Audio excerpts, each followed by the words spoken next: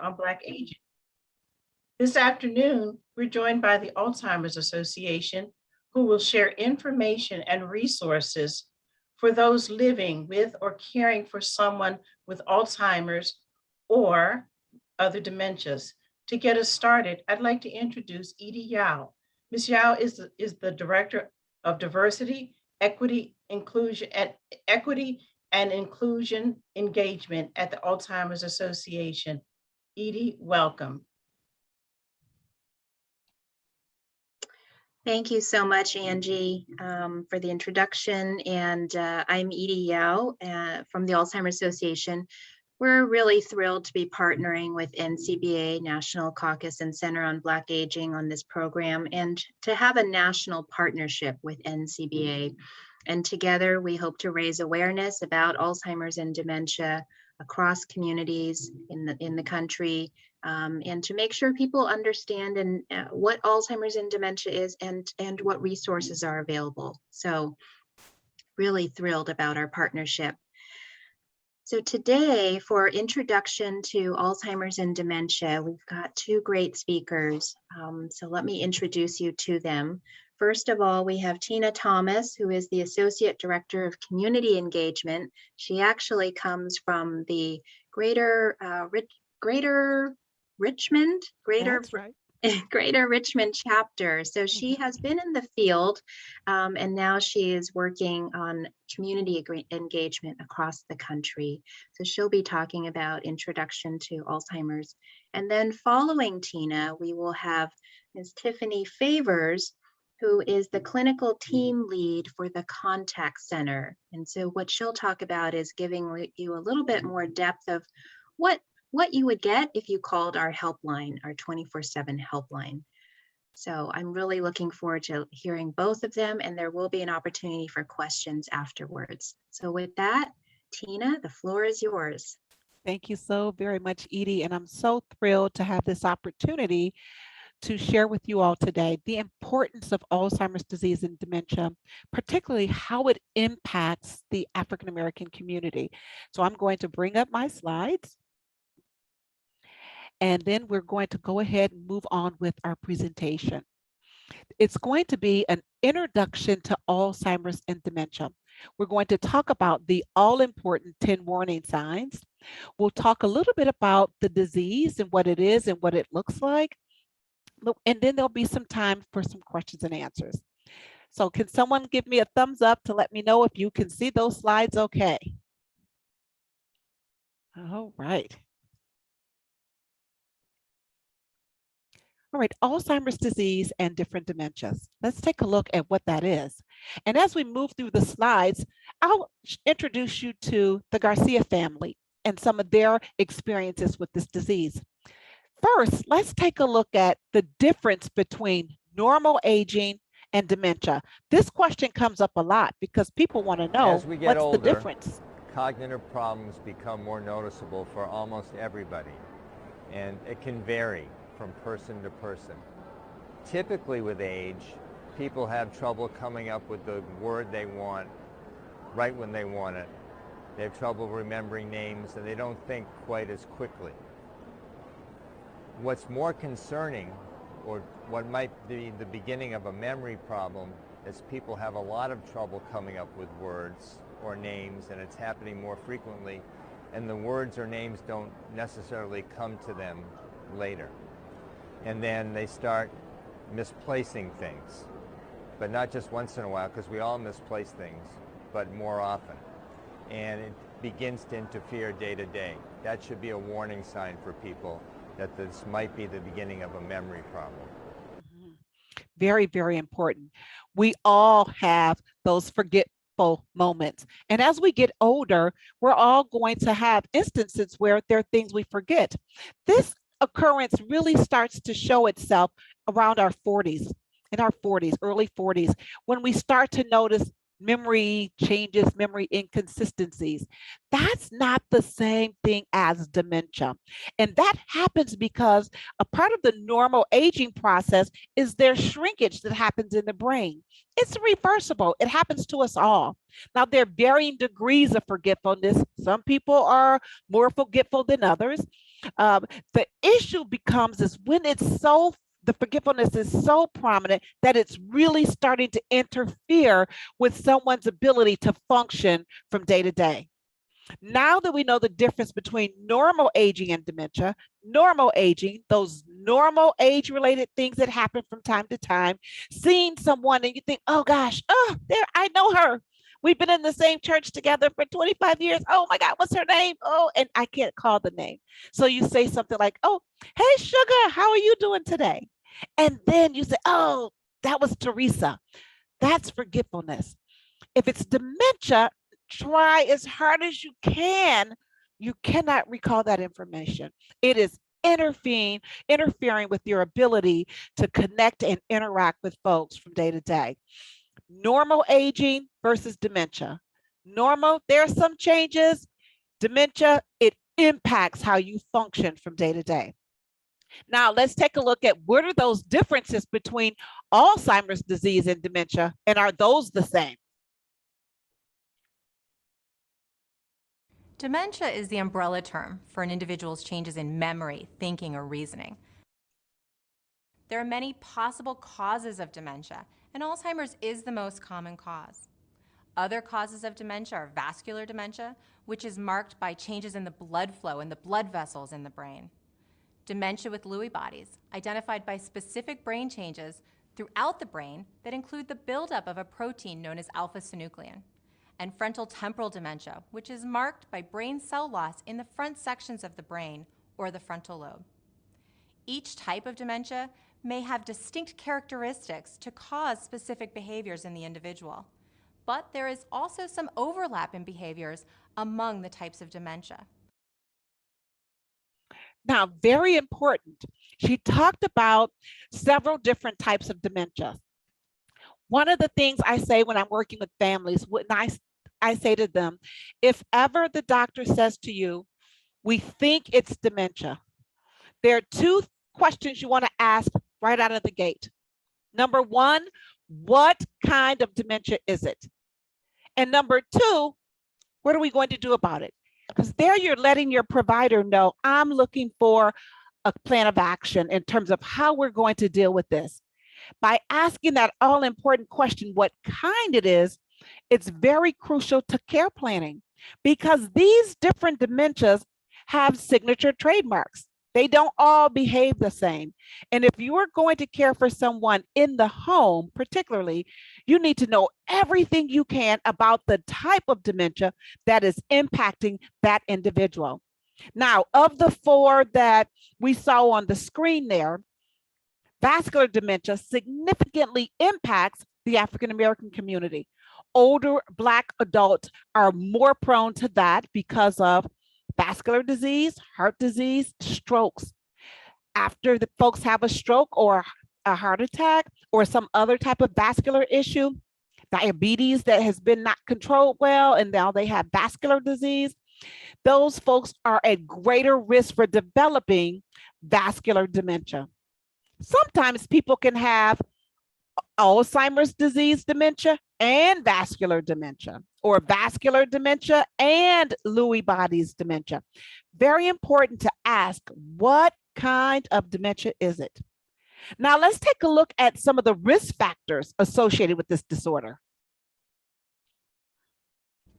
Alzheimer's disease is marked by specific brain changes that result in the clinical changes in individual experiences. That is, changes in memory, thinking, or reasoning. And ultimately, Alzheimer's is fatal. The exact cause for these changes is unknown, but there are some hints as to what may contribute to an individual's risk. Age is the greatest known risk factor for Alzheimer's, and when we look at populations of people, we see an increased risk over the age of 65. However, Alzheimer's is not normal aging. Family history is also a known risk factor. Research has shown that those who have a parent or a sibling with Alzheimer's are more likely to develop the disease, and that risk increases if more than one family member has Alzheimer's. When we talk about the genes involved in Alzheimer's, there are two categories that could potentially be involved: risk genes and deterministic genes. Risk genes increases an individual's risk for developing the disease, but does not guarantee that they will develop Alzheimer's. Deterministic genes which are rare for Alzheimer's, guarantee that the person will develop the disease. Yes, and less than 5% of people who have Alzheimer's disease have that deterministic factor. Most importantly, of all the things Dr. Snyder said is age is the greatest risk factor, the greatest risk factor. Now, Hispanics are at greater risk than Caucasians, about 1.5 times more likely. African Americans are disproportionately impacted. We are almost 2 times more likely to develop this disorder. Women are also disproportionately impacted. Almost 2/3 of folks living with this disorder are women, but also women get a double whammy because often women are the primary caregivers. Now, thinking about African Americans and us being 2 times more likely to develop the disorder, we are also diagnosed less frequent. And when we are diagnosed, we're diagnosed later in the disease process. That is why conversations like we're having today is so important. It's so important for us to have conversations in our communities about Alzheimer's disease and dementia, what it is, what to look for, and how to get an early diagnosis. It's so important to what quality of life will look like for that individual. So here we're talking about test our knowledge. We're just going to move through these together and see how much information we've gained from what we just took a look at. Alzheimer's is a normal part of the aging process. I say false. It is not a normal part of the aging process. It should not be happening. So if someone that you love, that you care about, or yourself, if you notice cognitive inconsistencies, you want to have a conversation with the doctor because it should not be happening.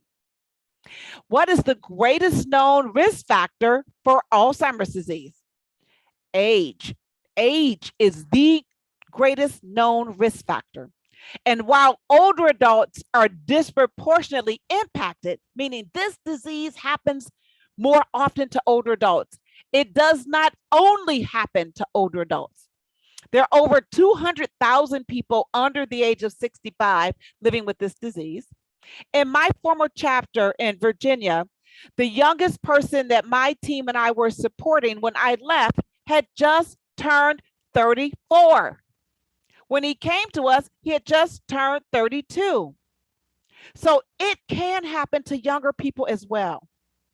Now, I want to share with you now the all-important warning signs, what to be on the lookout for if you start to notice changes that are associated with Alzheimer's disease and dementia. There are 10 of them. Now, you don't have to have all 10 of them for it to be Alzheimer's. And also, if you have just one of them, that it's not necessarily a given that you have Alzheimer's. This is just warning signs. And if you are concerned about any of these, you want to have a conversation for sure with your doctor. Let's take a look at the first one. Number 1, memory loss that interrupts your daily life. We talked about that. Your ability to pay your bills, cook your meal, clean your house, do your laundry, those things that we do every day. If that memory loss is starting to interrupt those things you do every day, we got to get in there and talk to the doctor. Number 2, problems with challenges in planning or problem solving. We really see this as it relates to money, ability to plan out a meal or balance the checkbook. Really starting to show some difficulties and challenges in this area. Difficulty completing a familiar task, turning on the washing machine, or putting the clean clothes in the dryer, or not knowing the sequence of what to do with the dishwasher. There's some folks that are still working and starting to have challenges, so they forget how to navigate turning on the computer, or difficulty at the ATM. This is different from just not remembering my PIN. It's, I don't even know what I should be doing when I'm there. Difficulty with a familiar task. Becoming confused about time or place. This happens a lot. People become what we call spatial disorientation. This happens to people. If you're really tired, you might doze off in the middle of the day and you wake up and you look at the clock and you think, oh my gosh, it's 8 o'clock, I'm running late. And then you realize, oh, well, it's still the same day. Some people who are disoriented with confusion with time or place, they will just keep going as though it's 8 o'clock in the morning, even though it's 8 o'clock in the evening. People who have this issue are also having difficulties with temperature regulation in their body. Often you'll see a person go outside in the winter in their summer apparel, and or vice versa. So starting to show difficulty with confusion, time or place. Number 5, trouble understanding visual images and spatial relationships, that field around us, spatial relationships. This person is bumping into things as they move about through the house. You might go over and see your mom or your dad. And you'll say, Mom, what happened? You got bruises on your side, your elbows, your arms. She says, I don't know. They're hitting things. They're holding things as they move about. Their spatial orientation is off, or their depth perception is off. So we don't really think about it when we walk. We just put one foot in front of the other. But for this person, they can't determine how deep the floor is or the step. So there are unexplained falls that are happening. For folks that are driving, they will start to have difficulty parallel parking. So they may start to have minor fender benders and things of that nature. So these are all things to be on the lookout for and to have conversations with your doctor about. Number 6, new problems with words or speaking or handwriting. Now, the words that people really struggle with are nouns. They'll say, give me that. What? The thing that we use to turn the TV with. They cannot find that word, remote control. And my aunt would say, give me the doohickey. And oddly enough, we would know what the doohickey was. So they cannot find that word. Now, this could happen to you or I. We forget and we pull another word, but then it comes back to us. For the person who has dementia, they cannot pull that word back, or their handwriting is really, really deteriorating. That's a huge problem. Number 7 is a big one. Misplacing things and losing the ability to retrace your steps. I put my keys down. I should be able to. Now, let me think now. When I came in, I was in a hurry. I had to go to the restroom. They're at the door. I should be able to move back in my mind and find what I'm looking for. If you have to go on the hunt every time for the item, the remote control, the keys, my eyeglasses, I don't know where they are, I can never find them, that is a concern. Either you need some supports with, just really paying attention and being focused and in the moment, or there could possibly be something else going on. Now here, I want you to understand that people who have these cognitive issues, some of them are still very high functioning. So families will say, Tina, my father can't possibly have Alzheimer's. He's still driving. Yeah, he can functionally drive. Maybe his response time isn't good. He could become disoriented. He shouldn't be driving, but he is. So there's still things people can do, because when a person has this disorder, there's a starting point in the brain. This disease is progressive. It gets worse the longer you have it. So if Tina has this disease and my dementia starts here, I'm going to have problems in my executive functions, my thinking, my planning, my logic. And the longer I live with this disease, the more of the brain it will impact and the more difficulties I will have. So in the earlier stages of this disease process, people can still work, and there are lots of things people can do with interventions. That's why it is so important to get an early diagnosis. Often when people start to notice changes, they are embarrassed and they don't want to talk about it. And I say, oh gosh, as soon as you notice changes, have a conversation with your doctor. Number 1, it's not always dementia. It could possibly be something else. Maybe this person is having, minor strokes in their brain. Maybe it's something else going on that's cardiovascular, or maybe there's something with their medication. But not having the conversation is a huge, huge risk that a person is taking. Getting lost and becoming disoriented is a huge red flag and indicator that someone is struggling. You will often see people struggle at church. They get up, they go to church, they need to go to the restroom, they cannot find their way back to the sanctuary. Or you go to like the Golden Corral where there's lots of people and lots of movement, and they cannot find their way back to the table. They are completely disoriented. This is totally different from not being able to find your car at Walmart. This is, I could see the car and still not even know it's my car. It is really, really impairment. Number 8, decrease or poor judgment. This person is someone who could be getting caught in a lot of scams. And repeatedly, they might get all of us once, but this is 2, 3, 4 times getting caught in scams, or giving a lot of money away or property away to children even, or grandchildren, or coming home with someone who is 40 years their junior and giving all the goods away to this individual. Their judgment is significantly impaired. That's another red flag. Next, withdrawing from work or social activities. Now, a person's interest can absolutely change. Yes, absolutely it can. Here we're saying this is a significant change from the normal baseline for this individual. And lastly, changes in a person's mood or personality.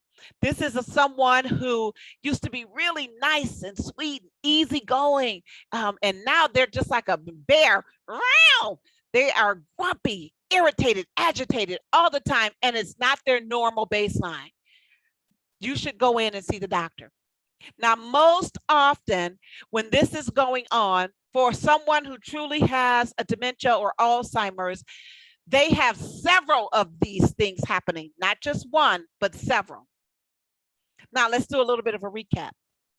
It is possible for an individual to experience one or more of these different signs. Yes. It's also not necessary to experience every one of them. You will not, and not in any particular order. If you notice one or more of those signs in yourself or someone you love, it is so important to talk to your provider. And if you say, I'm still not sure, Tina, I don't want to quite take that step yet and talk to my doctor, you're going to meet my colleague, Tiffany. I say to you, you can always call our 800 number. It's confidential. You can speak to someone. You can share your questions and your concerns that you may have. We don't share your information with anyone. Now, you heard me mention this, the importance of early detection and diagnosis. Now, if you have a question about what I've just mentioned, those 10 warning signs, or you have a comment, feel free to take a moment and put it in the chat box. And myself and Angie will be able to work through some of those on the back end. So go ahead and jot that in. The importance now of early detection and diagnosis. There are a number of benefits in early detection of Alzheimer's. For one thing, a person is able to have a voice in what happens next. They can make plans. They can live life more on their own terms. They can also make plans for the future, financial plans, care plans. They can let people know what they want, which can be a real gift later on. It also allows time for families to make plans and to make decisions about who can do what and figure out care and those kinds of issues. Also, the treatments that are available for Alzheimer's don't cure Alzheimer's. They don't slow down the disease, but they do help with symptoms. And it seems as though they tend to work better the earlier a person is able to use those. So that can help too. Some people are interested in clinical trials. Clinical trials allow people to have access to treatments that aren't available yet. And for some people, that can be a really important thing to pursue. Very, very important.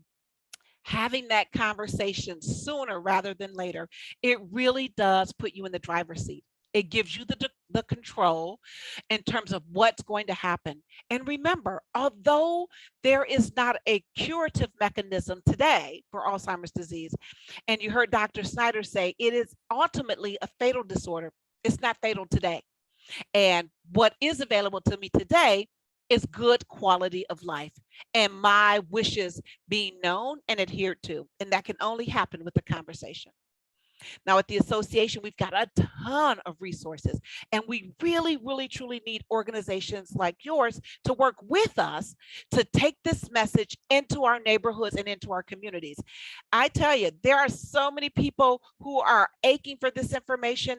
They will say, I've never heard of the Alzheimer's Association, or I was unaware of the resources that were available to me. And what I say is, it is not that folks are not struggling. They're just struggling alone, and they're struggling in silence. So this is very important. These resources on your screen are available. I'm not going to talk about those because my colleague Tiffany is going to do a great job working through some of those resources. We have support groups, we have educational programs, and we have care consultations, meaning we can work with you and your family to help develop a dementia-specific plan of care. And we can also talk about brain health. What can we do to help keep that brain healthy and strong? Now, the Alzheimer's Association, we raise 100% of our revenues, and there are lots of ways people help us with that. Our largest awareness campaign is our Walk to End Alzheimer's. It's also the largest way we raise funds, but more than that, we let people know you are not alone in this fight. We have this conversation together.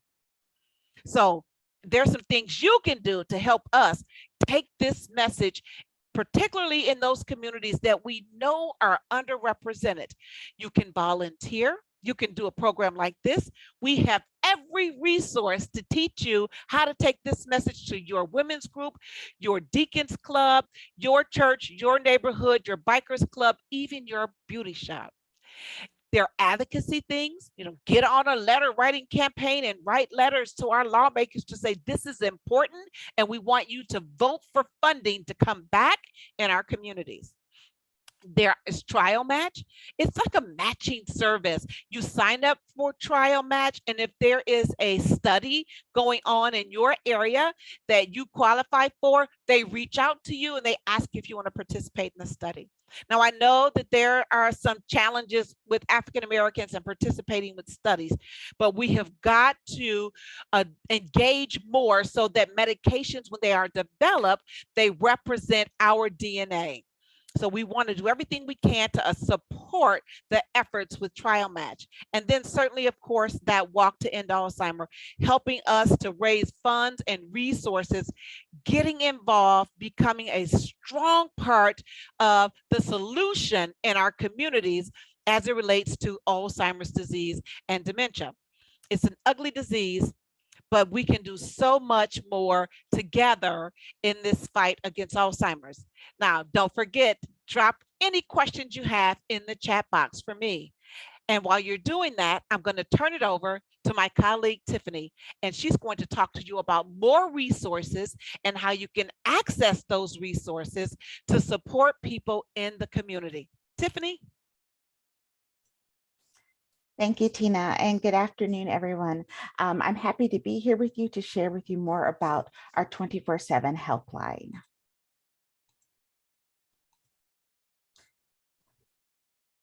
So we have the 24/7 helpline. The numbers already popped up on the screen a couple of times for you to see. We'll make sure that we have that here. Our 24/7 helpline is truly that. We are available 365 days a year. We do not close. We do not shut down at any time. We do have people ready to take your call at all hours of the day. Our helpline averages about 4,000 to 4,500 calls per week.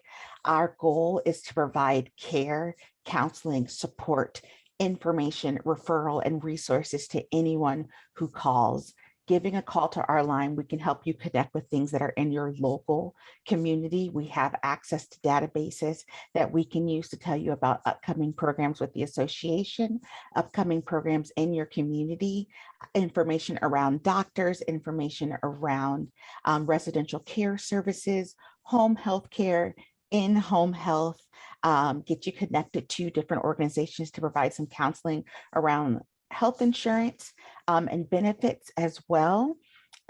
Basically anything that you could need. We are happy to talk with you and either provide that resource or tell you where you're going to get it. Giving a call to our helpline, also our goal is to answer your call within 60 seconds. So our hope is also that you are not sitting and waiting. So when you have that question and you are in need of that support, we are around to answer those questions for you. In our work, we talk with so many people, and our hope is to just be a resource for people who are just starting out, who are far into this disease, who are needing more support today, who are needing that long-term planning. We have over 120 agents who work for our 24/7 helpline. And so like a lot of lines, when we say we're available 24/7, overnight, we don't have a system where you call and it wakes someone up to answer your call. We have someone who is awake and ready to take your call and give you that support whenever you need it. Our agents are in about 2 levels. We have our information and referral agents, who are the first people you'll speak to. We also have master level clinicians, who we refer to as our master's level dementia experts, who can provide additional service, consultation, and some clinical support as well. Approximately 20% of our staff is bilingual. We are also able to provide support in over 200 languages through use of what we call a language line. So if language is a barrier, we can work with absolutely anyone to help understand what we're able to offer and what's available to them in their areas.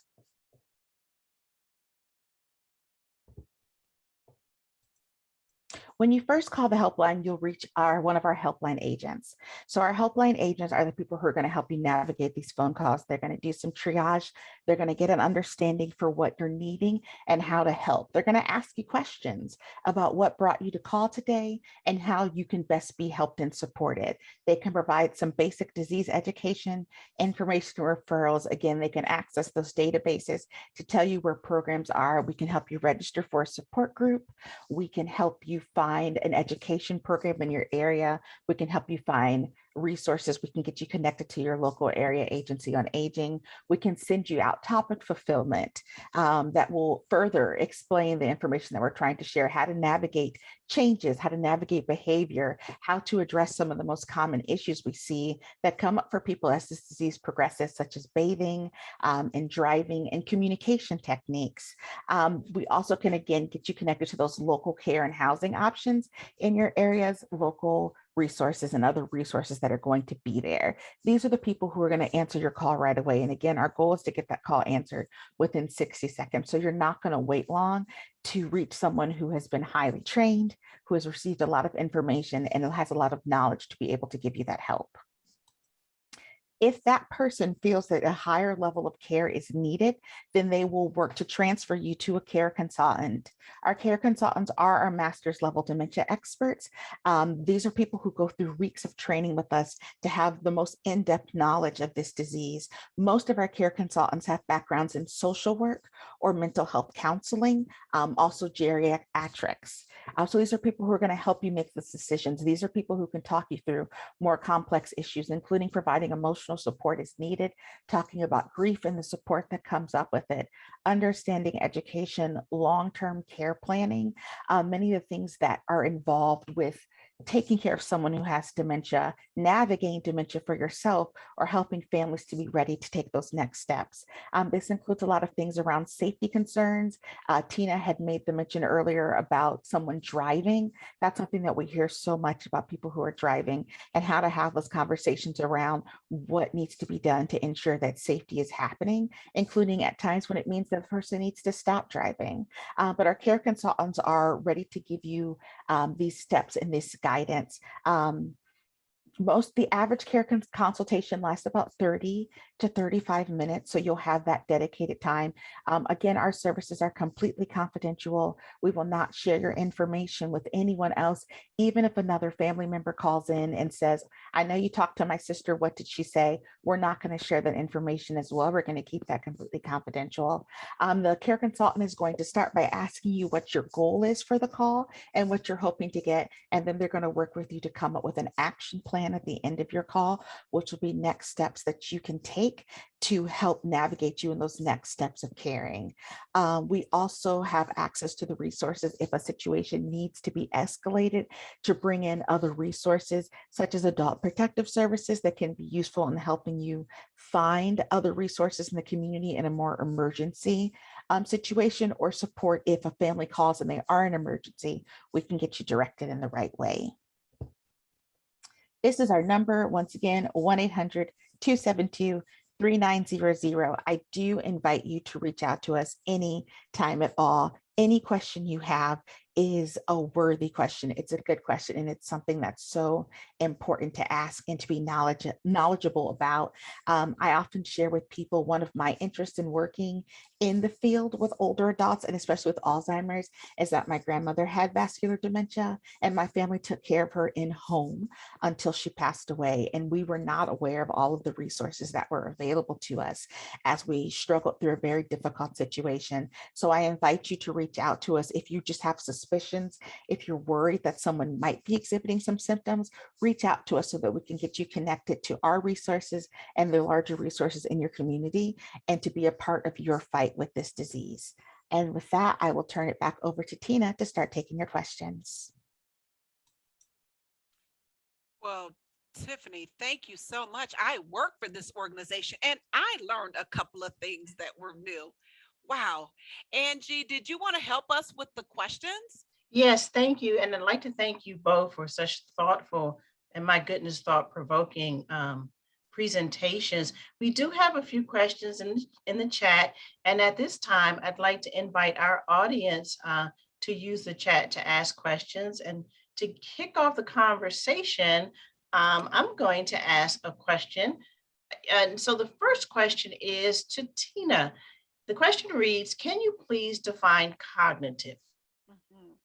You know, one of the easiest ways for me to describe cognitive is it's your ability to think, react, respond, and function. And when a person is living with Alzheimer's disease or a type of dementia, that is becoming diminished. It's no longer at the level that it used to be at. And that changes as we get older. So cognitive has to do with my standard level of functioning, how I normally would function. They're starting to notice some significant changes in that. Okay, thank you. And the next question reads, any suggestions when you recognize the signs in a relative or friend, but their family is in denial or perhaps are taking advantage of their loved one? What should you do? Tiffany, you want to take that one? I can take that one. I think one of the great things you can do in this situation is to start gathering information to share with the family. This is it's a heavy diagnosis, and I think it's hard for a lot of people to accept that this may be happening to a loved one. So we can be in denial that the issues may be this bad. If you are suspicious, I think getting some of the information that we shared, such as the Know the 10 Signs that Tina shared earlier, is great to have that information and to maybe share it with a family member of, I looked over this information, I'm seeing a lot of these signs. I'm concerned that we should try to get mom to be assessed or to be taken care of and to go about that route. I think the other side of it is that if you think family members are taking advantage of a loved one, it is very important that you're intervening and that you're speaking up and that you're taking steps to make sure that that person is not being abused or neglected. There are lots of channels that you can go. As I mentioned, Adult Protective Services is an agency that can launch an investigation to see if there are issues happening around. We see most often a lot of financial situations where it was mentioned the offering large amount of money to someone. They know the person is going to continue to give them money and they're giving away all their money. So looking into financial exploitation of those scammers, Adult Protective Services can look into launching a report and assist with that. And that's also a process that by giving a call to the 800 number or helpline, we can talk you through that process of getting connected to those resources. And Tiffany, one thing I think is it's so crucial is I usually show folks something as small as this, a composition notebook, a little small one like this that you could buy in the dollar store. If you start to notice changes, I say to you, start to jot them down, because by the time you get to the doctor, you're not going to remember certain instances. You're just going to say, I'm noticing some changes in my mom's memory. And if your mom is in the room, she's going to do everything she can to make that doctor believe that what you are saying is not true. And the doctor will look at you funny. But when you have it in black and white, you can say, on this date, I observed this. And on this day and at this time, I observed this. So you want to jot down the day it happened, the time it happened, the frequency it happened, the intensity. If the person was really agitated, how long did it happen? And what did you do to mitigate that? Or it happened early in the morning, or it's happening in the afternoon, because that will give providers a lot of information about what's going on. What you really want to do is paint a picture for the provider of what is going on in the home, because they won't be able to see it all the time in the office. That's a perfect segue, Tina, because the next question reads, if a younger person presents dementia or Alzheimer's, are providers readily in tune to the fact that they may in fact have the disease? Younger onset is often misdiagnosed. It is challenging because providers will not automatically start to think that this person has Alzheimer's or dementia. Often it will look like schizophrenia or bipolar disorder or a substance abuse or something like that. So all of that will get teased out often before they nestle in on this is younger onset Alzheimer's disease. So it can be very challenging. But it's worth the effort to continue to go back. If you don't get the response from the doctor that's satisfactory to you, or you know it's still something else, I say continue looking. Look for in your area if they have any memory assessment centers or clinics, people that specialize in memory care, not just a neurologist, because not all neurologists have a focus on dementia and memory related issues. Look for a memory specialty center if you can find one, and you'll find that to be very, very helpful. Okay, thank you. And the next question is, wow, perfect transition. Does the Alzheimer's Association have a relationship or connection to law enforcement and the fire department? And if yes, can you please explain that relationship? Mm-hmm. Do you want to handle it, Tiffany, or do you want me? Go ahead and I'll fill in if you don't have anything. Perfect. The Alzheimer's Association has a program, it's online, that's particularly for first responders.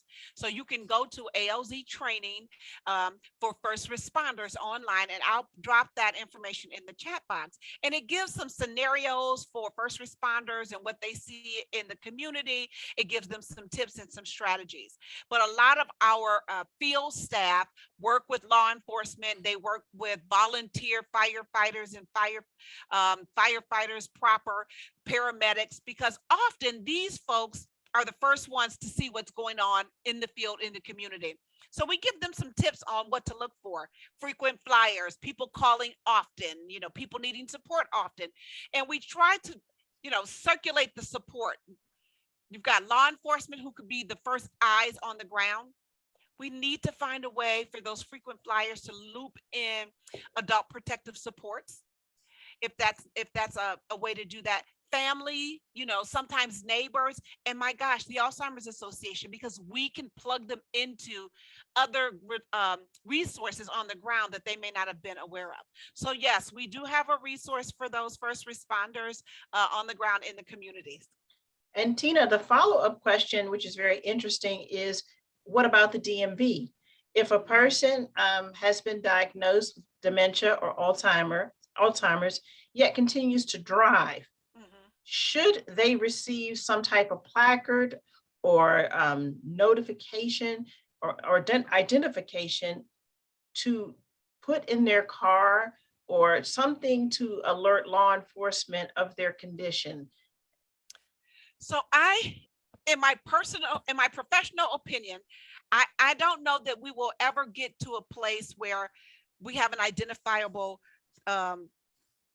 like decal or something like that. Because if I know that a decal is going to go in my car that alerts doctors that law enforcement that I might have dementia, if I start to become symptomatic, I'll never mention it because I'll be so afraid they're going to take my driving privilege away. But what can happen is with the DMV, it is the DMV who has the authority to take away a person's driver's license. And what I say to folks is, you can make a referral. I can send a letter. I can call the DMV and say, I'm concerned about my husband. And the DMV will send a letter saying, you have to come in to be assessed, and they can do an assessment and they can make a recommendation. What I say to folks is they don't always take your driving privilege away. They might make recommendations. They might say, don't drive in the evening or only go within a 1 mile radius. They can do testing to see how cognitively astute you are. You know, is your reaction time good? And they'll make recommendations, and then they might do that testing every year. So it's not always that you're going to lose your driving privileges, but there might be some restrictions as it relates to safety. Okay, thank you very much. And this is a Tiffany question, I believe. Tiffany, you spoke to the helpline being multilingual. The question reads, does the helpline offer ASL? We do not have full AXL capabilities at this point in time. We are able to use some assisted and adaptive technology, but I do know that is something that we are continuing to work on and look to make sure that we're adding to make sure that we're more accessible to everyone. Thank you. And the next question is near and dear, and it reads, I live alone and I have little family. What should I do if I suspect I may in fact have dementia or Alzheimer's? What will a care plan look like for me? Go for it, Tiffany. It's in your wheelhouse. Got it. Yeah. So this is a situation that we hear for people. I think that one of the most important steps here is to go ahead and get assessed and to understand if you do have this disease and what the next steps are going to be. Care planning for someone who lives alone and may not have a lot of family ties or other people to step in is going to look like ensuring that you have care down the line that you need to be taken care of. So this may look like looking at residential services to find a place where you may be able to get you into a community where you can then develop connections with other people to be supportive and also ensure that your healthcare needs are met. It may look at making sure that you have the access and the ability to access residential services, understanding that that can be a very pricey aspect for many people in their care. So looking at your health insurance needs, looking at what it's going to look like, but understanding that with a progressive disease, more care and eventually 24/7 care will be needed down the line. So long-term care planning is going to be about how do we find that type of care for you? Where is it available? How do we get you connected? And how do we have you prepared for it? What's going to be most important is that this doesn't sneak up on us. It's not that you realize today you've needed a lot more care for a while now and you weren't getting it, so that could lead to other health issues or your health being neglected. It's making those plans in advance so that you continue to meet your healthcare needs as they advance with this disease. That's such Thank a you. great question, Angie. And really what's really important when you live alone is thinking about what's important to you. What is important? Do you want to remain in your home? I want to be in charge of everything that has to do with Tina. So I want to be thinking about out loud, particularly if I don't have children. Where do I want to live? How do I want to live? Who do I want to engage me? How do I want to engage? Am I in a community that's age friendly? You know, they've got accessible sidewalks, there's transportation. Planning is the key. Tiffany talked about that, planning and really talking to someone you trust to help you start to map out what that looks like for you, because it's different for every single person. Thank you, Tina. And like you, I want to be in charge of everything that has to do with Angie. So I thank you for saying that. And then we have another, we have 5 minutes and we have some great questions. So I'm going to read them really quickly. So the next question reads, after someone is diagnosed with dementia or Alzheimer's, regardless of the type, does private insurance, Medicare and Medicaid pay for the total sum of my treatment? No. Okay. That's the for real answer. No. If you have Alzheimer's and you fall and break your hip and you need to go into rehab, they'll pay for the rehab. Your insurance, Medicare does not pay for Alzheimer's care because it's considered custodial. It pays for things it can fix, and it can't fix this. So it doesn't pay for it. People think, I got great insurance. If you've got long-term care policy, that might help. If you have aid and attendant support from the veterans, that might help. This is often out-of-pocket cost, or we spent down all our money and Medicaid's gonna pick it up. Oh my goodness. Isn't that right, Yeah. Tiffany? That's completely right. And I think that's also why when we talk about, advanced planning and thinking ahead to care needs becomes so important, because getting long-term care insurance can be such a great benefit when we consider that there's so much that's not going to be paid for. And we know, Medicaid is income based. And if you're $1 over the threshold, you're $1 over and you do not qualify. They do not put wiggle room in there. So it is so important to look at that and consider the large scale financial ramifications that also come with this disease. Okay. And Tiffany, not to put you on the spot there, but I'm interested in what you said. Long-term care insurance, how would I purchase that? Is that an employer benefit, or would I have to pick it up? Is it a supplemental coverage that I'd pay out of pocket? How does a person get long-term care insurance? So kind of all of the above of what you just said. Oftentimes employers will offer it as part of the benefits package that you can opt in to pay for it. You can also pick it up personally through private. There's a lot of private carriers that you can get this. There's lots of places to look. So I would say if your job doesn't offer it, banks will often have relationships with insurance company. The insurance you may already have for your car or your home may also have a long-term care option that you can buy into. It's actually pretty big. There are lots of ways to get it.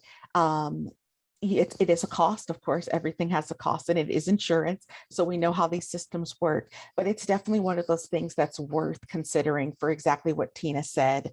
Medicare is not going to cover this because it's not curative, it's not fixing something. And so long-term care insurance can go a long way to covering things like in-home care. I think you both said you want to be 100% in charge of yourself. And I think a lot of people want that. In-home care is not covered at all by Medicare. That is not covered. And so if you want someone to be in your home helping to provide some care, that is going to have to be an expense that can come from a long-term insurance or out of pocket. And so that's another one of those things to consider. I think it's in everyone's best interest to start doing some long-term planning, some advanced directives into looking into these financial options to consider what care is available, what care you want, and how you can get that care as you continue to age with or without Alzheimer's. Thank you, Tiffany. Food for thought. And looks like we have time for one more question. And I think it's a really interesting, great question. And it reads, thank you, both Tina and Tiffany. How can I get my family on board to have this conversation when so many of my family members, they just don't want to have this conversation? Just what can I do? I'll just give my 2 cents and I'll let Tiffany take it across the finish line. I engage my family in my planning conversation as opposed to identifying any one individuals. I'll say, here, you guys, I want you to know, here's what I want. And here's how I want it, whether all the way down to funeral planning, everything. And I tell them it's my party. And you can record it, you can put it now, you can put it on video, digital, all of those things, because I want to make sure my wishes are adhered to, and I call it the final gift. Gift your family with this conversation. So hopefully by you sharing your wishes, you can say, okay, Dad, what would you like? What are your wishes? Mom, what would be your wishes? So give them your gift, and then maybe they'll offer you theirs. Lovely. I Tiffany? love that. Yes, I I love love that idea so much. I also think, normalize the conversation, normalizing it by having it, bringing it back up, saying to someone, we still need to talk about this. I love this question and laugh because this is absolutely my mother and I, who I'm just like, let's get that will done. Let's talk about this. And she does not want to do it. But she also knows that every Christmas, when we sit down at some point, I'm going to be like, so Mom, about those long-term care plans. And I tell her, this is the work that I do. I know that this is important. I think modeling it to other people, talking about it, but normalizing that making this plan is a gift for you and your family, that in the midst of a crisis is the absolute worst time to have to figure out what someone's care needs are or what they would have wanted. In a moment of clarity, make those decisions, figure out how you want to be cared for and what you want that to look like, and simply share that with your family. And oftentimes I say, present it just that way to your family members. And that's how I say to my mom, I want you to be loved and to be cared and to age with dignity in a way that feels good for you. And the only one who can tell me how to do that is you. So please tell me what it is that you want me to do so that I can do that and I can honor your wishes. And it really is a gift to both people, to all people in your family, to have that plan, but to make sure that their dignity is respected and that their wishes are ultimately respected. And the only way to do that is for someone to tell you what they want. And for Wow. those families who dig their heels in, I say, if you don't tell me what you want and no one knows, Uncle Sam will make decisions on your behalf. Yes, he This is the will. truth. The state Yes, will he come will. in and make decisions on your behalf. And dear God, the last person I want to make any decisions for my health is the state. The state or my son that's 20. No, no, no, because he's all about him. Here, here. Well, I tell you, it looks like we are at 2 o'clock.